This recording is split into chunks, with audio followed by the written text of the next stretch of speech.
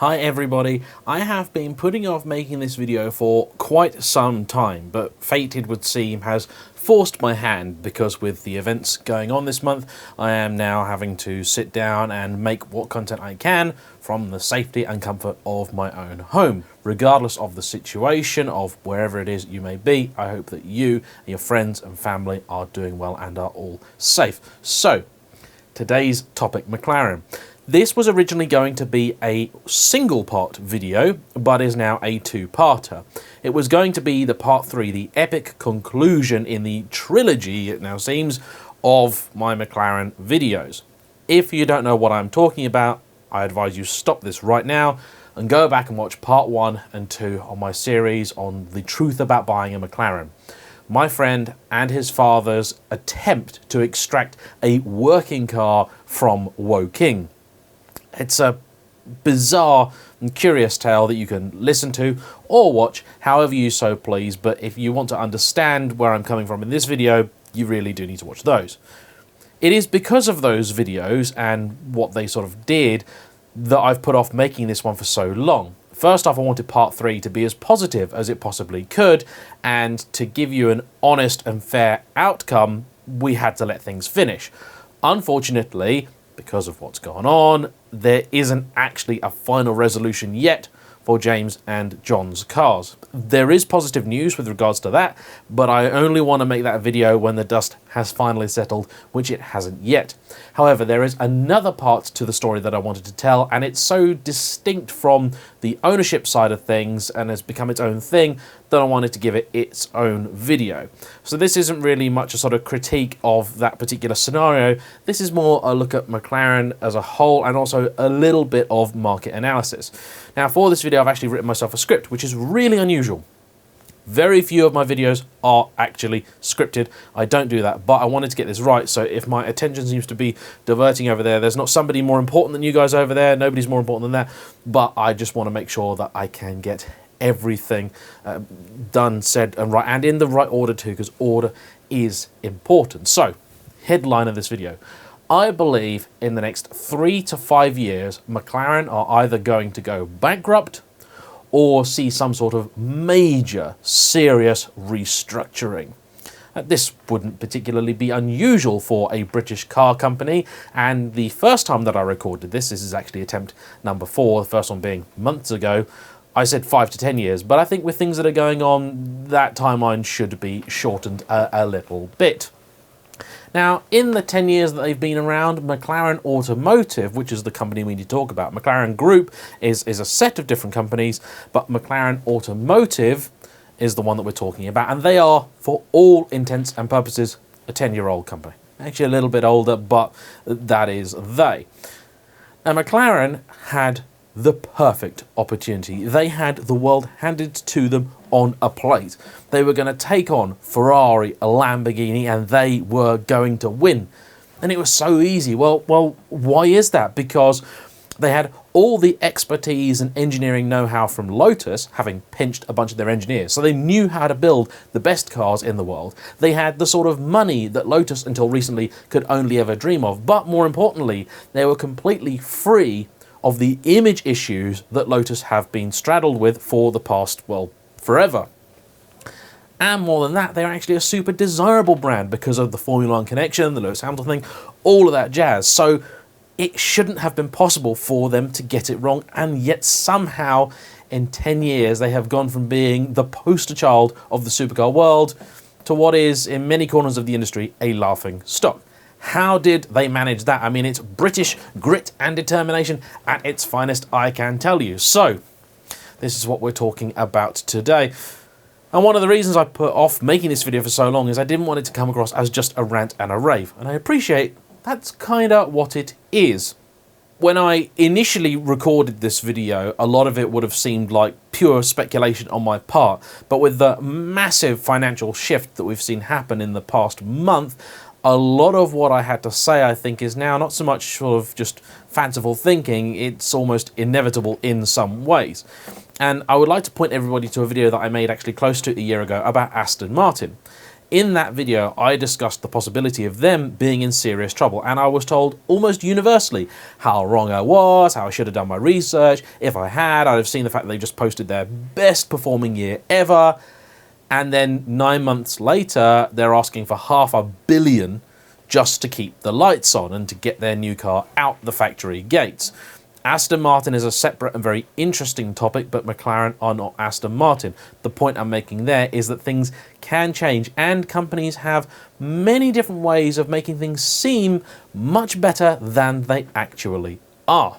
Aston Martin, I'm sure, are going to be absolutely fine in the immediate future, regardless of what happens to them. I mean, to be quite honest, going bankrupt is basically a hobby for Aston, so they know how to deal with all of that. McLaren are a little bit different because they haven't got the 100+ years of history that Aston Martin do. In fact, I recently got a tour of the works department at Aston Martin, and they were proud to tell me that the site actually predates the motor car. So they've been around a little while. The McLaren Automotive story, to bring you all up to speed, started essentially a decade ago when some bright spark had the idea that they could take on Ferrari. You pinch a few Lotus engineers, you sprinkle some money over them, and then you get the 12C, or as they originally called it, the MP4-12C. Whoever thought that that was a great name for your first supercar? Anyway, it worked very well because it was a groundbreaking car. It was revolutionary, and as first attempts go, wasn't actually that bad. Sure, it was a flawed car. It was measurably much better than the Ferrari 458, but being measurably better doesn't always cut it in the rarefied world of the supercar.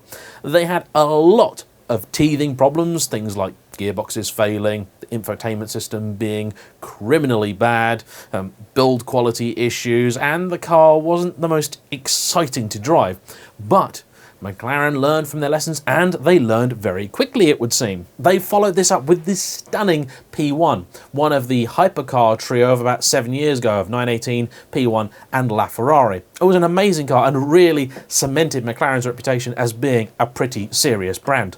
They had no problem whatsoever finding homes for those at the £1 million or so that they originally were, and I think that made McLaren a little bit cocky. And nonetheless, things continued to get better because they then brought out the 650S.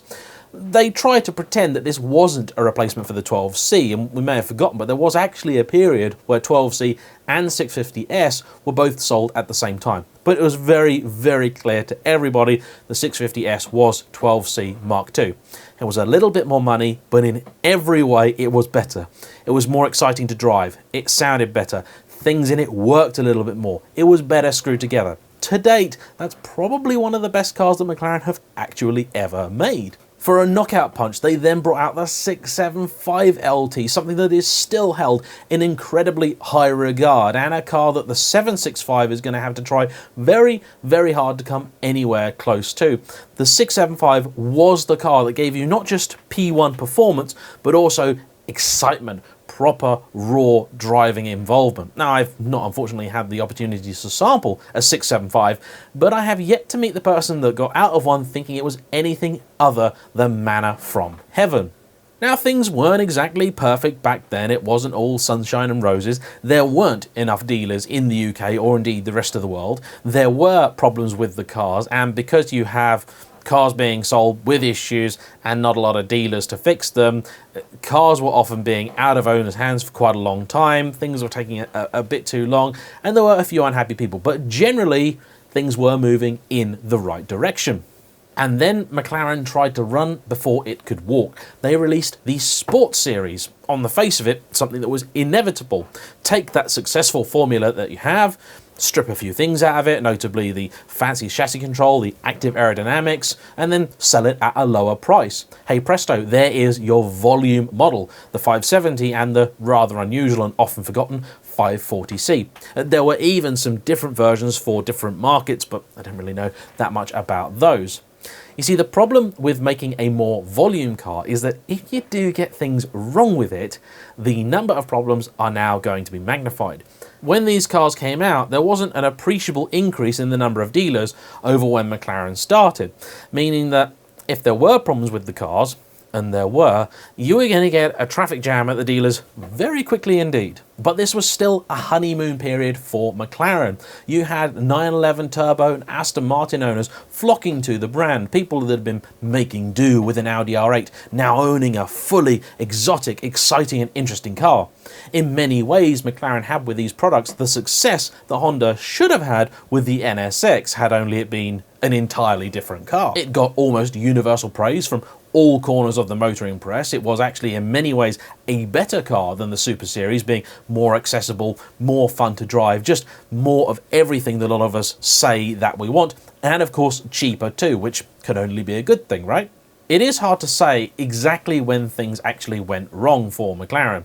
A lot of people will cite the departure of Ron Dennis, but the truth is that because these cars are developed over such a long period, or normally are, it's very hard to identify a point in time where things actually start to go bad from outside the brand. It's only really the insiders that are ever going to know anything close to the full picture, so a lot of what I say is just conjecture and best guesses based on the information that is available to me, but trust me, I do have a lot of information available to me. The 650S, then being a few years old, was replaced with the 720. Now this should have been the moment that made McLaren. Unfortunately, it was instead rather the moment that broke them, because the 720 should have taken what the 650 did and just moved the game along. Now, it was certainly a faster car, but according to all reports, it was also a very large backward step in many areas. The stories of 720 build quality are legendary. Cars on press launches were breaking. Owners had numerous problems, and it seemed like they'd unlearned all of the lessons taken from the 12C and 650 development. Very strange indeed, and I think this is what made people point at Ron's departure as being the issue, because this was really the first car launched after he was gone. What's more worrying is the fact that many of the issues that 720 customers experienced were in fact issues that had been present from day one. The infotainment not working properly, windscreens cracking, gearboxes breaking, suspension components failing. There are a lot of common parts between a 12C and a 720. Not necessarily identical pieces, but it's the same technology or an evolution of the same technology. So you'd think that that would mean that they would at least have got it right by the time it was in its third generation. Not so apparently. It's only with the power of hindsight that we get even the vaguest idea of what was going on in the mind of management at the time. They were on this all-conquering mission to simply try and build more cars and fulfill this plan they'd made for themselves of new models and higher outputs than ever before, and this incredible growth that wasn't going to happen naturally, so they just made it happen by design. And you can't do that. You can't design these things to work. If you've been to Milton Keynes, you'll know that designing things doesn't always work better than just letting them evolve. McLaren was a company that was being forced to grow at a rate beyond what it naturally wanted to. Of course, the bosses wanted to make sure that all the board members and shareholders thought that everything was fine and dandy and rosy and lovely and there was no trouble at Mill at all. In fact, Mill was buggered. The 720S is an incredible car, absolutely fantastic, brilliant, one of the most amazing things I've ever had the pleasure to drive. Absolutely love it. Still have a serious, major lusting for one. But to me, the 720 was the car that ended the McLaren dream for so very many people. In 2020, things are very different to how they were in even, say, 1995, 25 years ago. Back then, Lamborghini sold something like 150 cars a year. Think about that, 150 cars a year. That was the global appetite for a Lamborghini at the time. It's a combination of a lot of things, the way people bought cars, the prices of them then relative to everything else, and the fact that just a lot of people knew they couldn't afford a supercar. Now people want a supercar, they want a supercar they can use, and they want a supercar that they can run on the same budget as something like an M3. And that means when you make these supercars, they have to be reasonable to run, and more importantly, they have to be reliable. There are people out there that are driving McLarens who are probably using them as a daily driver. And when that's the case, when you sell a car with that as an option, as that as a mission even, they do kind of need to work. That is a problem, because the fact is that a car that is in the shop to have a door latch fixed is just as unavailable to a customer whose car is in the shop because the wheels fell off. There's no real difference for the customer how serious the problem is if they're not paying for it. The simple fact that they are without their car is a problem, especially when you're paying a lot of money for it. McLaren owners are great people. They absolutely adore their cars. They're very passionate. They're not all millionaires and billionaires, contrary to what people think. Often they're just ordinary guys that have done okay, that have worked hard and want to treat themselves. And they absolutely love the way that the car goes, the way that it feels, the way that it looks, the way that it makes them feel about themselves, about their purchase. And they want to drive the thing. They want to enjoy it. And this is especially what happens when you pinch customers from Porsche, because Porsche owners are used to driving their cars and driving them frequently, and they are generally quite reliable.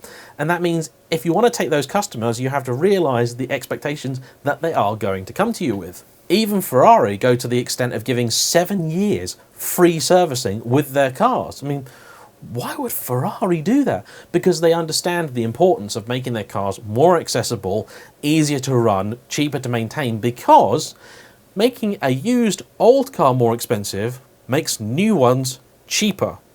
If you don't understand how that works, I did a whole video on that topic and how it relates to McLaren, so please go and check that one out. But it's a very important thing. Any sensible supercar company, or indeed car company, will only build the amount of cars that it can actually sell. Audi, at their absolute peak, sold something like 5,500 R8s a year, and that's back when it was the V8, and it was a hell of a lot cheaper than it is now.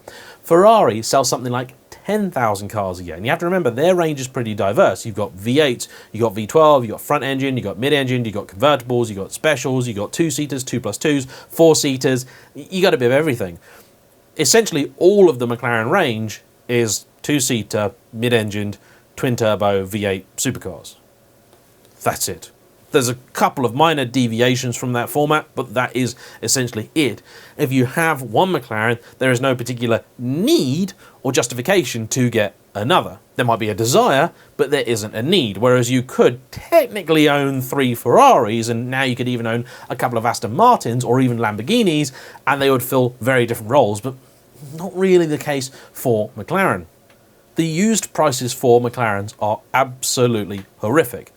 Early 570s now, under £80,000. At 12Cs, don't even ask. 720s in the trade, going close to £100,000. I mean, they were down to £140,000 a year or two ago.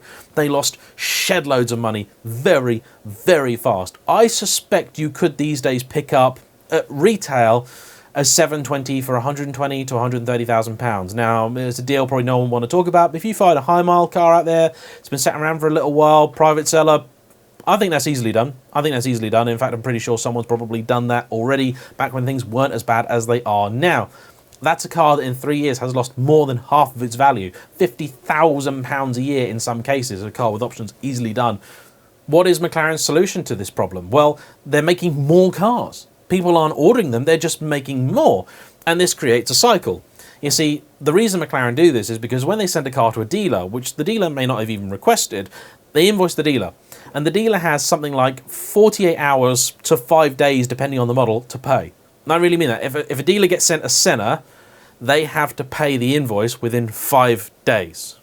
And it's a lot of money. No, it's not the retail price, but it's still a lot of money. McLaren do this because they are desperate for cash. So keeping the cars coming out of the factory means that they keep the cash coming in. It's a great short-term band-aid, but it is not a long-term solution because you wind up with the same problem that Lotus had a few years ago. They brought in a new CEO to try and help them when, as things often are, things were bad, and his solution was to try and cut corners on every single car that they made, raise the price, and then send as many as they could to dealers, claiming that they were sold. This doesn't work. Aston Martin did the same thing with the V8 Vantage. They were building loads of them, sent them to dealers, and then what you have to do is you have to discount them beyond belief to actually convince people to buy them. Because if you go to a dealership and you're going to go there to buy some rare, unusual, exotic car, and they've got 20 of them, why would you pay full price? Because clearly no one else wants to buy one, and that makes you think, well, when I'm done with it, am I going to have a hard time selling it? It's a very, very important thing. Knowing how to get out of a car is much, much more important in many cases than knowing how to get into one, because the buying's the easy bit. Buying is always the easy bit. Selling is the difficult bit. McLaren built this toxic relationship with their dealers, and they did this from day one by sending cars that weren't finished very well, weren't assembled properly, had many problems that they knew about. I mean, they must know. The quality control at the McLaren factory, I've seen it, I've been showed it. There is no way the cars can be coming out of that factory with problems and McLaren not know. It's just not possible because the factory is too good. The factory is brilliant. The way that they build cars, nothing should ever leave those factory gates with anything other than the most minor of imperfections. The only way they're getting out of there is if people are saying, you know what, we don't care about those problems, just get it out of the door. Just get it out of the door as quickly and as easily as we can. The fact is, if they spent just a few more hours on each car doing basic diagnostics, they would save so much money, so much money, not just in when the car gets returned for the problem to be fixed, which is always more expensive than fixing it first time round, but also in the then lower values, the lower residuals of the cars down the line, and that is going to be very important very, very soon. McLaren's way of combating the prices of used cars was to discount the new ones even more. So they're continuing the cycle. I know of people getting up to £60,000 off a new McLaren. This is not unusual. This is not unheard of. This is not a one-off. This happens very frequently. You get £40,000 to £60,000 off a McLaren, depending on which one it is that you're looking at. This is a suicidal tactic because now that cat is out of the bag. Now people know that's the kind of discount you get on a McLaren. When the new model comes out and they want to make money on it because it's a new thing and they want to sort of use that kind of halo period where everyone should be fighting, paying overs to get the new one, no one's going to do it because now the mystique is gone. The McLaren magic is vanished. Everyone's going to look at it and go, okay, all right, yes, nice car, yeah, it's all right, yeah, okay, how much money are we getting off? And they'll say nothing. And people will go, well, you know what, the problem is you told me that with the last one. You know, when I bought a 570, you know, when it was brand new, that you told me I wasn't going to get a penny off the car. Because I've seen dealers, I've seen a dealer tell someone there is not a penny discount on these cars, and then the same dealer 2 years later was offering 40 grand off the same car. Not the exact same car, obviously, but the same model. So any sensible person is going to go, am I that desperate for that car now? No, not really, because I'm going to wait. Because if I bought the car now, when I try and sell it, I won't be able to compete with the silly deals you're doing on new ones because of the way that finance works. I'll just wait. I'll just wait until you're desperate and you will do anything to have me buy that car. Which means all the cars are going to sit there and no one is going to buy them. Now there are, and I feel this is incredibly important to mention, lots and lots of people out there who've had very positive experiences with McLaren. Of course they exist. Lots of them have got in touch with me. Lots of people with the opposite, of course. But lots and lots of people have had perfectly fine, perfectly happy experiences. I do not disbelieve for a second that that is not true. It's very important to be able to see things from both sides. It's something that I try and do as best I can. But there is a side of all of this that people don't often talk about. We love to talk about the problem childs, you know, the really big crazy cases, the cars that caught fire, all this stuff that grabs attention. But there is another side to it that I think is actually more important to discuss. Now, there's a lot of YouTubers out there that bought McLarens for a little while. Some of them had problems, some of them were very vocal, but there's also a lot more of them that are actually kind of quiet about their dissatisfaction.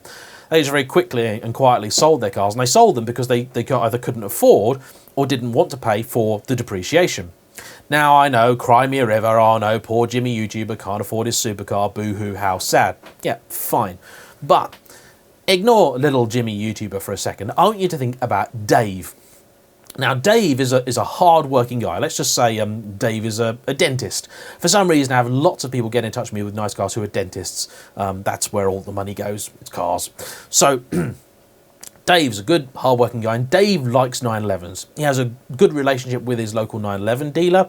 He usually buys the GTS because he likes to read the magazines, and the magazines tell him that the GTS is the one to buy. And Dave's that sort of chap. He wants to make sure that he's bought the best one. He wants to get the finest model, the one that everyone tells him is the one to keep. He buys sensibly. And he drives his car, he uses it, he enjoys it, drives it once a week maybe, doesn't really use it too much through winter, but he loves his car. And Dave decides that he wants to treat himself. Dave decides that this year he doesn't want to get the new 911. He wants to get a McLaren. And it's affordable. In fact, it's cheaper than his Porsche was. Brilliant. Dave is very happy because Dave now has a proper supercar. It drives better than his 911. It's faster than his 911. It's more special. It has a more prestigious badge. Everything about it is fantastic. Dave smiles from ear to ear at every single moment of his ownership. Dave never has a single thing go wrong with his McLaren. His McLaren is utter perfection. It could not have been better if they tried. And then he comes to sell it. And then Dave loses more money on his McLaren than he has in 12 years of 911 ownership. Do you think the next time that Dave goes car shopping, he's really going to worry about the fact that the 911 is 0.3 of a second slower to 60? I don't think that he is. And that's something that people don't talk about, but is massively, massively important to the normal people that buy these kinds of cars. And then we come to the specials, the cars that are definitely not for Dave.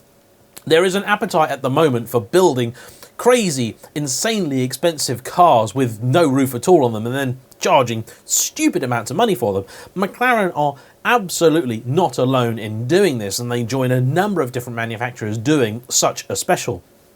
But this is not the only special that McLaren have made recently. You see, the Elva is part of a run of cars, the Senna, the Speedtail, and now Elva, that are all eye-wateringly expensive and don't seem to really be, as far as I'm concerned, all that special. The Senna, I'm sure, is the ultimate track day toy, and in some ways, I can nearly understand it. If you've got lots and lots and lots and lots of money and you want to be the fastest thing at a track day and you want to feel properly special, I'm sure the Senna gives you that experience.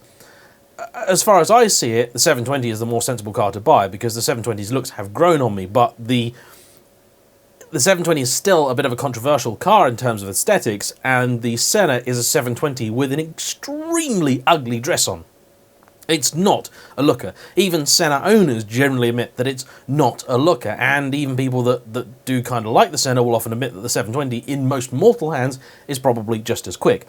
I'm fairly sure that unless you're on a track with an excellent driver next to you telling you what to do, the 720 is just as fast and a hell of a lot cheaper. The Elva, meanwhile, is totally inexcusable. It is a 720 with no roof. That's basically it. Nothing fancy about it. I've seen the Elva. It's nice enough.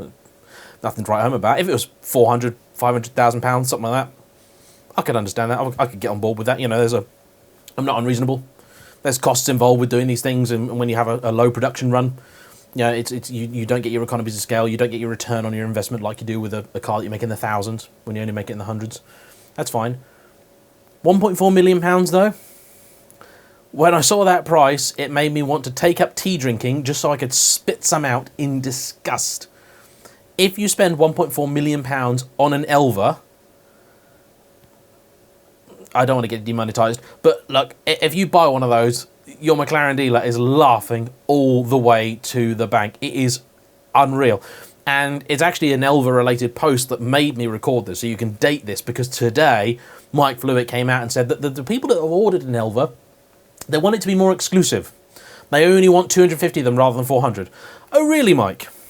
So is that the 399 pre-orders that you had have said that they only want there to be 249? Or have you looked at the order book and called both people that have ordered one and said maybe you're going to make a few less of them now? Because I don't think you've currently got 400 people that want a 720, let alone 400 people that want a £1.4 million topless car that you can't really take anywhere. It's a tricky marketplace even when the world is good. I mean, look back in the past. Ferrari made what? 349 F50s? 399 Enzos? And the Enzos are truly, truly special thing. An amazing bespoke piece of engineering. Even the P1's a bit of lazy engineering compared to, say, what went on in the Enzo, stuff like that. So it's a tricky one. It's a very, very tricky one. The Speedtail. The Speedtail is similarly odd. 2.4 million quid. And the aim of the Speedtail was to extract some cash from some people that thought they were buying an F1 because it's got a seat in the middle, which is just a bizarre thing to do. I mean, it's cool as hell, but it doesn't look like £2.4 million worth of car. It's a 1,000 horsepower hybrid hypercar, but Ferrari will sell you a 1,000 horsepower hybrid supercar for about an eighth of that. No, it doesn't have a carbon chassis, but Ferrari will sell you a hybrid hypercar with a carbon chassis for less than that. The LaFerrari was less than that. McLaren sold you the 900 horsepower P1 for a lot less than that. And I can't imagine it takes £1.5 million to put a seat in the middle. I know Chris Harris says it's the fastest thing he's ever driven, but the thing with the Speedtail was it was meant to be the fastest thing ever. Now, when someone says they're going to make the fastest car ever, that to me means either 0 to 60 or top speed. It's not the fastest 0 to 60, and it's not the fastest top speed. In fact, the official top speed that they've registered so far is barely quicker than the old F1 from, 20-odd years ago, which wasn't even built to have a high top speed. It was just a byproduct of the way it was designed. So I really don't get that. I mean, the fact they've had to come up with new metrics, new ways of measuring stuff to say that it's the fastest thing ever. I mean, I'm sure when you invite people to your diplomat's banquet or whatever it is, the people that buy these things actually do, people are going to be really excited to hear about the new and interesting way you found of measuring how fast the car is that you never, ever drive. But it just seems a little bit pointless. I mean, like, everyone's doing these things, but not everyone is doing it to the extent that McLaren are. Bentley have come up with the Bacalar, and I can make a great argument and say that the Bacalar is in many ways a much lazier car. There's a Continental GT with the roof lopped off, and you can already buy a convertible for a lot less money. There's only going to be 12 Bacalars, and I presume they're making them because they've got customers that want one. And so they've gone, okay, well, this is our treatment on it, there's 12 of them, that's it. And when you're only making 12 of them, I can totally understand the price tag. That's much more justifiable. But the 400 that McLaren wanted to make of the Elva, sorry, don't get it. There is a very good reason that McLaren are making these cars, and they're making them to get money, to get cash. They are clearly cars with unthinkable profit margins. It simply doesn't cost them this amount of money to lop the roof off a 720. I cannot imagine that building an Elva costs them any more than about 400 grand, $500,000. That's probably me being really pessimistic. So you're looking at something like £1 million profit for each car. Maybe it's less than that. Maybe it's £500,000 profit for each car. So they were talking about making 200 million something off their original run of these cars. That's a lot of cash. What do they need cash for? If they're selling cars and they're being successful, well, a lot of different reasons. But there's one really big one. And please don't get me wrong. I honestly don't mind the whole hypercar thing. Having one once a decade to show off what you can do and to please your billionaire clientele is really fine. But McLaren seem to be focusing far too much on that kind of customer. I don't see really that much being done so far to talk about the people that actually got the company to where it is today. The people that bought the 12C, and then the people that bought the 570, because they really are the people that are going to keep the company going. They don't seem to be able to make their mind up. I mean, do they want to be Porsche and sell volume, or do they want to be Pagani and Koenigsegg and deal only with hyper-exclusive, high-end customers? Because the needs of those two businesses are very different indeed. So what have I been building to with all of this, with all this guff? Well, look, we are on our final approach now. We are getting there, I promise, but this has all been necessary build-up. What are McLaren selling all these expensive cars for? What is the bill they've got coming that they have to pay? Well, McLaren have had a lot of problems with selling their cars. They have been applying these big discounts, but they have been doing something else as well, and it relates to finance. You see, when you buy a car, when you buy this kind of car, most people, believe it or not, do it on finance. A lot of people in the comments don't seem to believe that, but trust me, huge number of these cars are indeed financed. Now, finance is worked out, and I'm going to boil it down to an incredibly simple level here, on depreciation. Let's just say you have a £200,000 car, you want to own it for 3 years, or rent it, lease it, whatever you want to call it, I don't care. And at the end of those 3 years, the car is going to be worth roughly 100 grand, so half. Well, your finance company needs to then finance you or loan you the £100,000 to cover the depreciation, and then the interest on top is essentially their profit. Now, there are two ways you can make the car cheaper to the end customer if they're using finance. First off, just give a discount. Nice, easy, plain, simple. I think we all understand that. The other is raising the residual value of the car or providing a GFV, which is what McLaren did. GFV is a guaranteed future value. It means if you take out a finance package, they say at the end of the 2-3 years, whatever your term is, this is what we predict your car's going to be worth. And if it's worth less than that, not your problem. Don't worry about it. You don't owe us any extra money. You just hand it back. Done. So what companies can do, McLaren are not alone in having done this, Porsche did it with the 718, is they raised the GFV. And they made it fairly high. So let's imagine you're £200,000 car, £200,000 car down to £100,000. Well, if on the one hand you go, okay, we're going to give you 40 grand a discount. And then on the other hand, you go, we're going to raise the GFV by 30 grand. So you've then got to go, rather than going from 200k to 100k, they're going from 160k to 130k. So you're not financing 100 grand anymore, you are financing 30 grand. That makes a huge difference. That is why, at the end of last year, these cars were so insanely cheap. I mean, the tactic worked. McLaren sold a lot of cars. There were a huge number of 570s, which hadn't been in production for ages, still in the showrooms. There might still be the odd one around, but I think they're mostly gone now. 720 coupes, again, officially speaking, they're discontinued. They're only special order now, so they were still hanging around, so they've kind of gone. And also a whole load of 600 LTs. I mean, if ever you want to sort of pay attention to my videos, please note, in the 600 LT video that I did, the review that I did, I cited my reasoning for why that car failed, which is McLaren's lack of clarity on the production numbers of that car.